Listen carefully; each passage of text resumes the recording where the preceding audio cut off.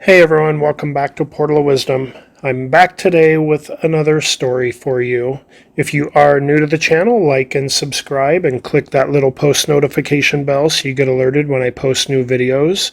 And now on to today's topic.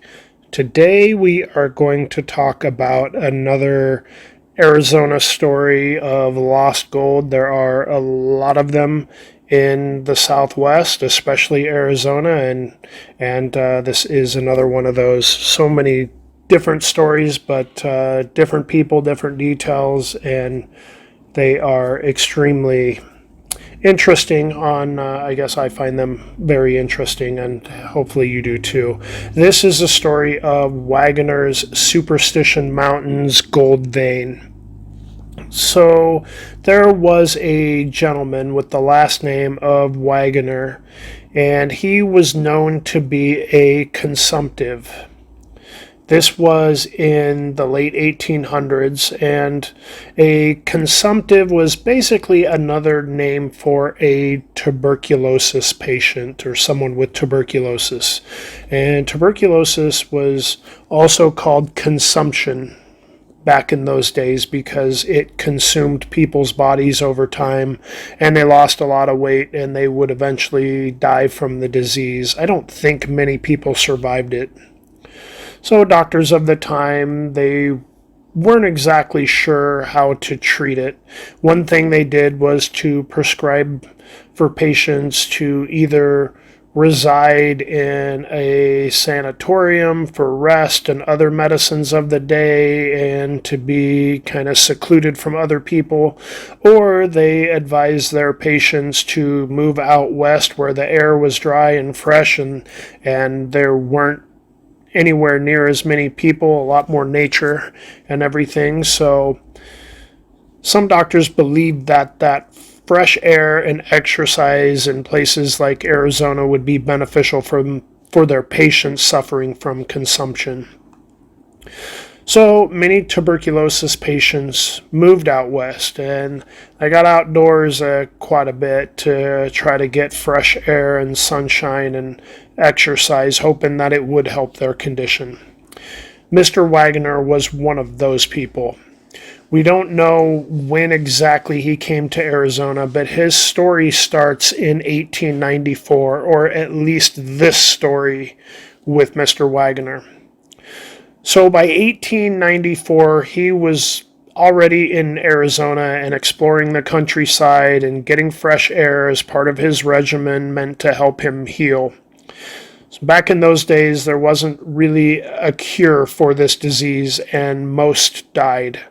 Antibiotics would eventually help cure the disease, but at this point, antibiotics were a long way from being discovered and produced.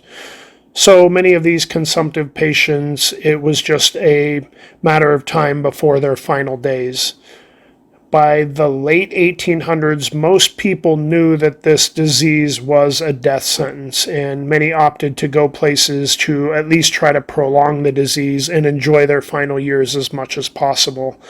So this could be the reason why Wagoner ended up in Arizona. You know what they say, it's a dry heat. And this climate was recommended to help treat various different medical conditions back in those days. But like I said, Wagoner's story starts in 1894, and it was told by a stagecoach driver who happened to make Wagoner's acquaintance and gave him numerous rides in his stagecoach through the years. And we don't know exactly how long. It might have been a year, a couple years, 2-3 years, not really sure, but he gave him a lot of rides. And this stagecoach driver's name was Fred Mullins. And we know that Wagoner rode on his stagecoach many times, going back and forth from Pinal, Arizona, to a spot where he would get dropped off and hike into the Superstition Mountains. Now, the Superstition Mountains, they tower over the East Valley of the Phoenix metro area. Now, of course, at this time, Phoenix was a small town and still was quite a ways west of the Superstition Mountains. Now, I told you that the Superstition Mountains tower over the valley below, but I mean, they really tower over the land below. The land below sits somewhere in the neighborhood of 1,500 feet in elevation, give or take a bit. And the Superstition Mountains rise almost instantly out of this plain to a height of over 5,000 feet, with the tallest mountain, Cimarron Mountain, being well over 5,500 feet. So they're quite the sight, and I do get a great sight of them every day from my backyard, and they are just really cool looking mountains. They're not gradual mountains that gradually rise out of the ground. It's almost instantly straight up and down, but they are a great sight. So there are many stories about the Superstition Mountains, but we won't get into those at this point. The main thing you need to know about them is that there is a reason for their name. So when the Spanish conquistadors came in the 1500s, they named the mountains Monte Superstición. And this was a reference to the Apache people in the area that did not like to go into this mountain range, as they believed it contained an entrance to the underworld or a portal to hell. So they were extremely superstitious of this mountain range and mainly tried to skirt around the edges of the mountain range on a trail they commonly traversed on the more northern end called the Apache Trail. At the time Wagoner was visiting these mountains, the town of Goldfield, Arizona had just been founded a couple years prior with the establishment of a gold mine on the northwest border of the Superstition Mountains, and this was a very rich gold mine. So Goldfield was very near the Salt River and pretty much right along the old Apache Trail, which you can actually still travel today. The old Apache Trail was named so because it was a trail that was used by the Apache natives to travel around the superstitions or through them, and the trail cut through, like I said before, a more northerly edge of the superstitions, likely chosen to stay close to the river for water and other resources that may be needed as they traveled through the area, also keeping them out of the heart of this mountain range that they so feared. The old Apache Trail ended up being turned into a stagecoach trail, and eventually some of it was paved from Apache Junction to Tortilla Flat. Today the Apache Trail is still there, and it's labeled on maps as Arizona Highway 88, which heads northeast out of Apache Junction, Arizona, and ends at Roosevelt Lake. And it is an extremely scenic drive, and it still follows the Salt River.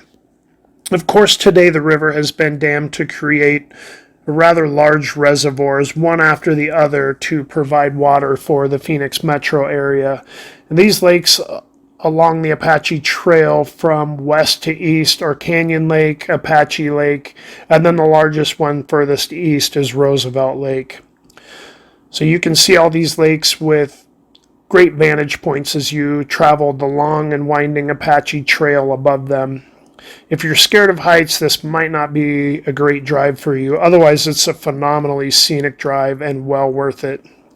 So, although I believe right now part of it might be closed due to a rock slide that damaged a bit of the roadway a couple years ago, and I don't know that it's been fully repaired yet, but I imagine it will be in the future and well worth a drive all the way around if you wanted to. But as of now, you can take the Apache Trail from Apache Junction to Tortilla Flat, and that in and of itself is still extremely scenic.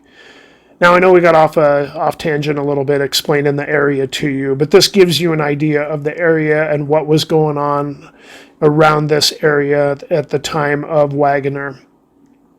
Now, just talking about this area has given me kind of another idea for another video.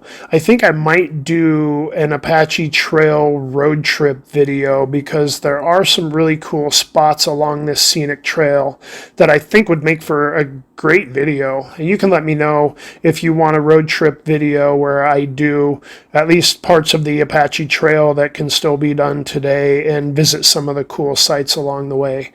So let me know in the comments if you want me to do that video. Now back to the story of Wagoner.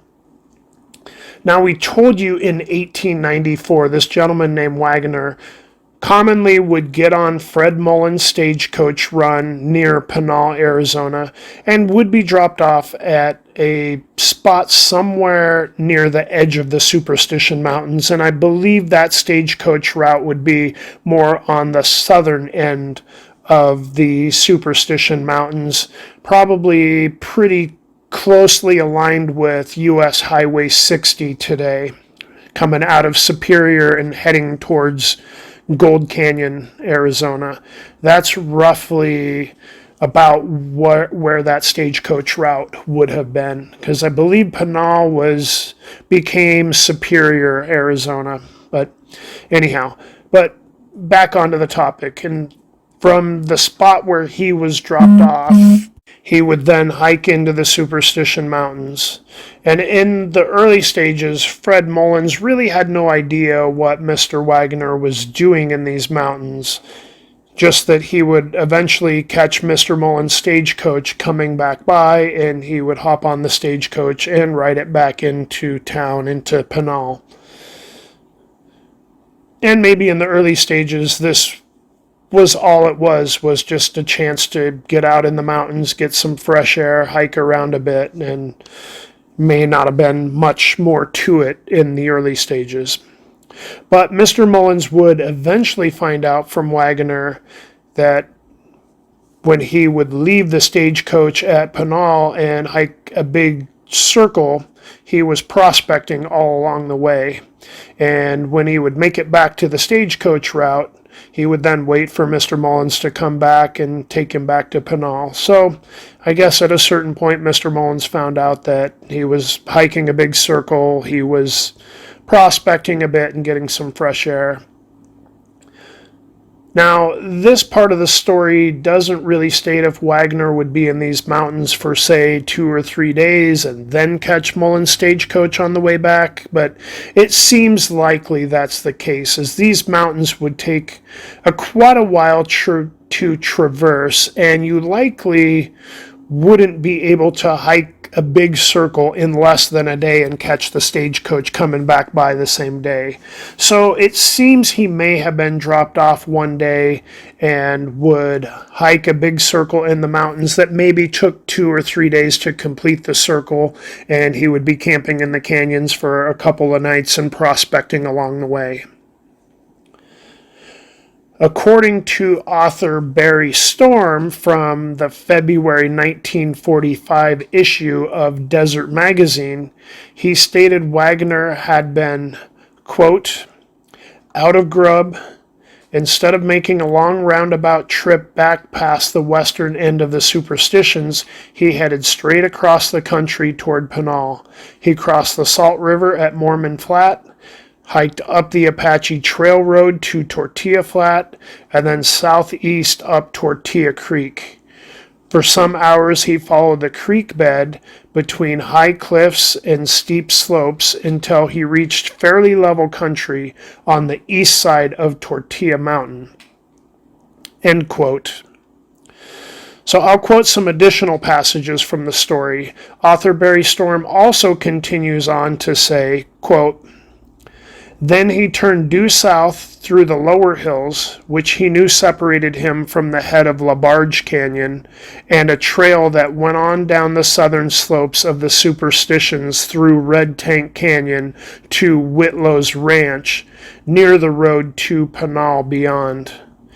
Hiking for the better part of a day, Wagoner finally reached LaBarge Canyon, where he found that he had misjudged his direction slightly and was a mile or so lower and further west than he had expected to be.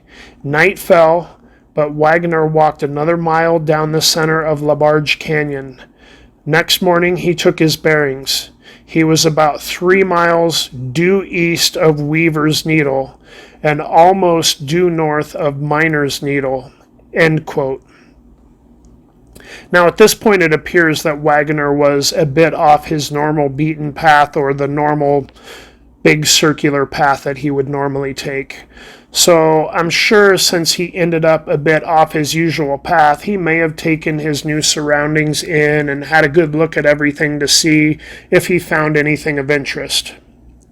And author Barry Storm again quotes that Wagoner began walking, quote, over the broken hills to the east of Miner's Needle, end quote. It's stated that in an hour's time he found an outcropping which contained a rose quartz vein laced with gold. Through the upcoming months, Wagoner would go on to spot and mine more of this rose quartz laced with gold. And of course, he always got to and from this location from Mr. Mullin's stagecoach. So over time, Fred Mullins became aware that something was up. This became obvious each time Fred Mullins would pick up Mr. Wagoner, and he would have a much heavier pack than when he left and headed into the mountains.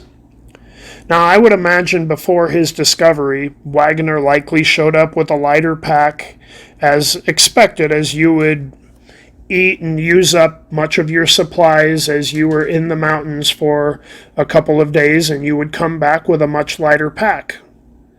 Once this normal routine was broken and Wagoner started coming back with a significantly heavier pack than he had left with, I'm sure Fred Mullins began to be aware that something was up when he would lift Wagoner's heavy pack into the stagecoach that was much heavier than when he dropped him off. So, of course, Mr. Wagoner's pack was now full of chunks of rose quartz laced with gold, adding significant weight to his pack. So at some point when Wagoner had made many trips into these mountains and brought out lots of loads of gold, he finally did let Fred Mullins in on his secret. I suppose Wagoner knew that he didn't have much time left on this earth, with his tuberculosis getting worse, and he had now made a significant amount of money with his find. So he told Mullins his secret on what he said would be his last trip into these mountains. He even drew Mullins a map. The article says about the map, quote, showing the way back up Red Tank Canyon into Upper Labarge Canyon and around a Picacho Butte, end quote. Wagoner even said that he planted a small circle of trees around the outcropping. But of course we know that this is harsh desert climate, and the chances of trees surviving in this climate were probably pretty slim. So it's not likely that anyone would have been able to locate this location from those trees, as they likely didn't live long. The only way trees like that might be able to get established is if someone was coming through and continually watering them, and if Mr. Wagoner quit making his trip, I'm sure the trees died rather quickly. And Mullins was said to have looked many times for this location, and he never located any trees, and he didn't locate the rose quartz outcropping that Wagoner had spoken of. And of course, Mullins knew the story was true, because he was lifting these heavy packs loaded with gold into the stagecoach on each run that Wagoner made for many months or longer. So as far as we know, no one has ever found Wagoner's rose quartz laced gold outcropping anywhere near Miner's Needle or in the menacing Superstition Mountains. I don't believe anyone's mentioned it being found at all. But as I was working on this story, I had another thought that hit me. It seems that the area that Wagoner discovered this vein of gold-laced rose quartz is in the same general vicinity as the area that it is believed that the famous Lost Dutchman gold mine is located. and it's believed to be a short distance from Weaver's Needle also. Now, if you don't know about this story, and it's one of the most famous lost gold stories in all of Arizona, Jacob Waltz was a German immigrant prospector, referred to as the Dutchman. He came to Arizona and he worked in the gold mines in the state of Arizona, a few different places, and he also prospected on his own time. And he eventually found a very rich gold vein somewhere in the Superstition Mountains around the 1870s, and he created a gold mine in that area. But he was also said to be very careful to hide the entrance to his gold mine in this remote area that he was mining. So unless you were right upon it, you might not know it was there. At least I believe in his later days, that's what he had told people. Since then, no one has been able to relocate his gold mine either. Now, the Lost Dutchman's gold mine is a whole other story, and there are a lot of details, and it's a phenomenal story. And I have that story also posted on my channel. I don't believe that the Lost Dutchman gold was found in rose quartz veins, though, but it's possible there could be a few veins of gold in very close proximity to the Lost Dutchman's gold mine, and Wagoner's gold could be one of them. And if someone found Wagoner's gold, it could be that the famous Lost Dutchman gold mine might also be very close by. Now, by the time Wagoner found his gold, Jacob Waltz, the Dutchman, had already recently passed away, and no one had been able to retrace his steps into the Superstition Mountains, as he hadn't been there for quite a few years prior to his passing, as he was in poor health for quite a few years before he passed on. But the Dutchman did give details on his deathbed, but so far it's been of no help either. And that is the story of Wagoner's lost gold, and I guess how it may possibly tie into the Lost Dutchman story too. You can leave any thoughts you have in the comments, and thanks for listening.